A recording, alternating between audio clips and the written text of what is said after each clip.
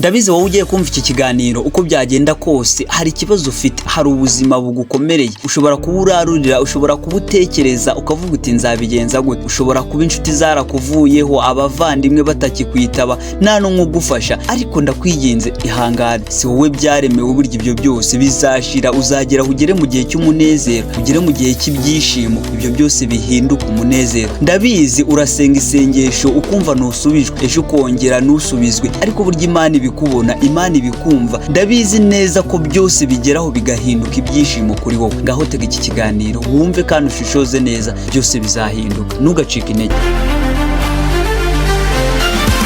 Ihumure muntu waremwe mu rukundo, ihumure wowe uri kurira mu ibanga, wubabaye ariko ugasaba ko watagira ubimenya. Ndashaka kukubwira ikintu kimwe gikomeye, ibi bibazo urimo kunyuramo ntabwo ari wowe byaremewe, si wowe waremwe ngo ubabare, si wowe waremwe ngo ubure ibyishimo, waremwe ngo ubeho, waremwe ngo wishime, waremwe ngo utsinde. Ibibazo urimo kunyuramo si iherezo, ibikomere ufite ni ibimenyetso by'uko ukiriho, ni ubuhamya bw'uko wageze kure, ntacyo utakaje, ahubwo byose biracyashoboka. Imbere haracyari icyizere, imbere haracyari urumuri. Nubwo uri mu mwijima w'ubuzima, ntukizere ko ari iherezo, ni isaha ya nijoro mbere yuko izuba rirashe. Ihumure, komeza uhangane, nturi wenyine. Hari abandi benshi babayeho nkawe, hari abandi barushijeho kubabara ariko babayeho, nawe uzabaho. Si wowe ubabaye wenyine, kandi si wowe uzarira ubuziraherezo. Niba hari igihe wumva ko isi itakuzi, ko nawe ukwitayeho, menya ko atari wowe waremwe ngo wicwe n'agahinda. Imana ntiyigeze igushyira ku isi ngo abandi bakurebe kubera ibikomere byawe, kubera ububabare bwawe. Oya, ntiyagushyize ku isi ngo umererwe nabi, ngo bibe iherezo ryawe. Hari impamvu ibibazo bikugeraho, ariko hari impamvu ukiri ku rugamba. Nubwo abantu benshi bagucitseho, nubwo utagifite uwakwitaho, ntibivuze ko utazongera kugira amahoro. Ibi byose bizashira, ibi byose bizasigara ari inkuru uzabwira abandi. Komeza uhangane. Erega menya ko kwihangana si intege nke, kwihangana ni imbaraga. Iyo ucecetse urira mu ibanga uba uri intwari. Iyo ubaye mu bwigunge ariko ukaguma ufite icyizere, uba uri umunyamugisha. Isi ishobora kukwima byose ariko ntishobora kukwima kwihangana kwawe. Ubuzima burakomera ariko wowe uruta byose. Uko byagenda kose ntukemere ko ibihe bigoye bikwibutsa ko uri umunyantege nke.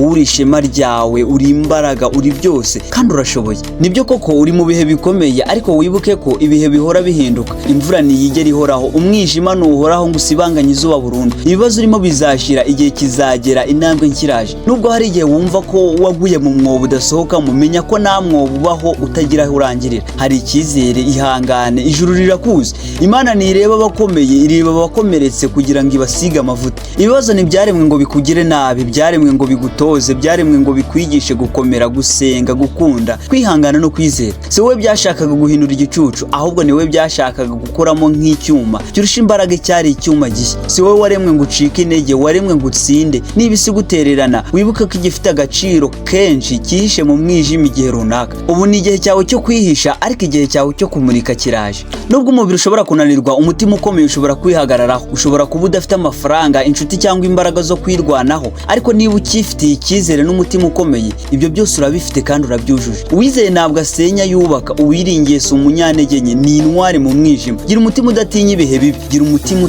utagushidikanya ko n'ubuzima bushobora guhinduka umunsi umwe. Iyo umutima utacitse intege, erega byose birashoboka kandi bizakunda.